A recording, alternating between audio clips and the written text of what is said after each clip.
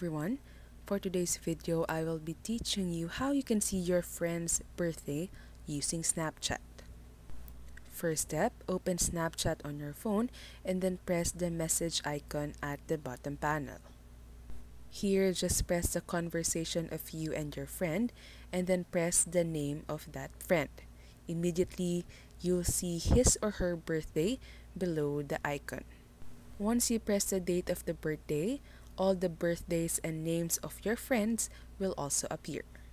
Another option you can do is press the profile icon at the top left corner of your screen, scroll down until you see My Friends, and then press the name of your friend. Here, the conversation will just open, then once again press his or her name above. And that's all for this video. If this helped you, don't forget to press like and subscribe.